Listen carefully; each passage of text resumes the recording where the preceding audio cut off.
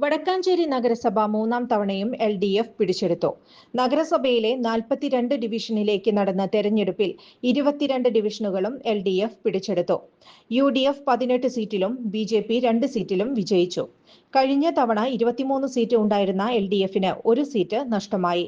കഴിഞ്ഞ തവണ 23 seat നിലനിർത്തിയ LDF ഇക്കുറി 22 ഡിവിഷനിലേക്ക് ഒതുങ്ങി. ഒരു ഡിവിഷനിൽ മാത്രം വിജയിച്ചിരുന്ന BJP ആകട്ടെ ഇത്തവണ മറ്റൊരു ഡിവിഷൻ കൂടി പിടിച്ചെടുത്തു.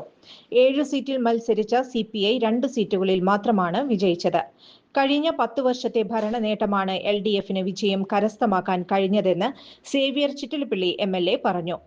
ഇടതുപക്ഷ ജനാധിപത്യ മുന്നണിയുടെ വടക്കാഞ്ചേരി മുനിസിപ്പാലിറ്റിയിലെ ഈ വിജയം കഴിഞ്ഞ 10 കൊല്ലക്കാലത്തെ മുന്നണിയുടെ നേതൃത്വത്തിൽ വടക്കാഞ്ചേരിയെ ഒരു മുനിസിപ്പാലിറ്റിയായി ഉയർത്തുന്നതിന് വേണ്ടി നടത്തിയ നിരന്തരമായ വികസന പ്രവർത്തനങ്ങളുടെയും ഇടപെടലുകളുടെയും തന്നെ വിജയമാണ്.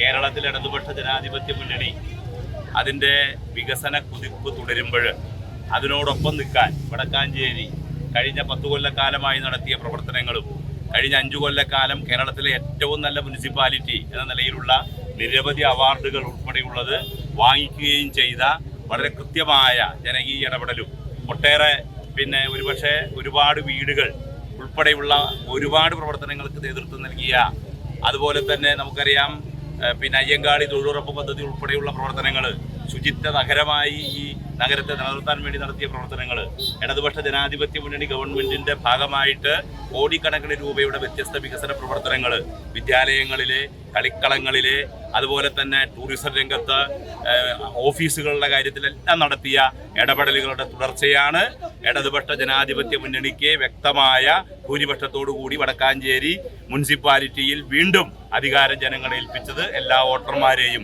ഈ ഘട്ടത്തിൽ നന്ദി രേഖപ്പെടുത്തുന്നു, അഭിവാദ്യം ചെയ്യുന്നു.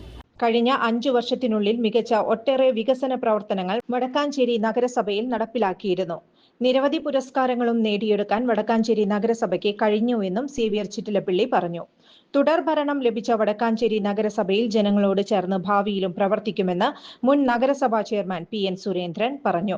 വടക്കാഞ്ചേരി നഗരസഭയിൽ ഇടതുപക്ഷ ജനാധിപത്യ മുന്നണിക്ക് നല്ല മുന്നേറ്റമുണ്ടാവുമെന്ന് നിങ്ങൾ നേരത്തെ തന്നെ വിചാരിച്ചതാണ്. കഴിഞ്ഞ 5 വർഷക്കാലത്തെ ഭരണവും അതിനു മുമ്പുണ്ടായിരുന്ന 5 വർഷക്കാലത്തെ ഭരണവും വടക്കാഞ്ചേരി നഗരസഭയിലെ എല്ലാ വിഭാഗം ജനങ്ങളെയും യോജിപ്പിച്ചുകൊണ്ട് അവരുടെ പ്രയാസങ്ങൾക്ക് പരിഹാരം കാണാൻ, അവരുടെ ജീവന നിലവാരം മെച്ചപ്പെടുത്താൻ ആവശ്യമായിട്ടുള്ള പദ്ധതികൾക്ക് നേതൃത്വം കൊടുക്കാനും അടിത്തട്ട് വരെ എല്ലാ ജനങ്ങളെയും അവരുടെ കാര്യങ്ങളിൽ ഇടപെടുന്ന ഒരു സ്ഥിതിയാണ് ഈ കാലഘട്ടത്തിൽ ഉണ്ടായത്. അതുകൊണ്ട് തന്നെ ജനങ്ങൾക്ക് ഇവിടെ എല്ലാ വിഭാഗീയ ശക്തികളും വർഗീയ ശക്തികളും ഇടതുപക്ഷ ജനാധിപത്യ മുന്നണിക്കെതിരായിട്ടുള്ള നിലപാടാണ് തെരഞ്ഞെടുപ്പിൽ ഉണ്ടായത്. അത് കേന്ദ്രീകരിച്ചുകൊണ്ട് വർഗീയ ശക്തികളുടെ വലിയ രീതിയിലുള്ള ഇടപെടലുണ്ട്. ആ ഇടപെടലിൽ നിന്നൊക്കെ തന്നെ അതിനൊക്കെ തന്നെ തോൽപ്പിച്ചുകൊണ്ട് വലിയ രീതിയിൽ മുന്നോട്ട് വരാൻ ഇടതുപക്ഷ ജനാധിപത്യ മുന്നണിക്ക് കഴിഞ്ഞിട്ടുണ്ട്.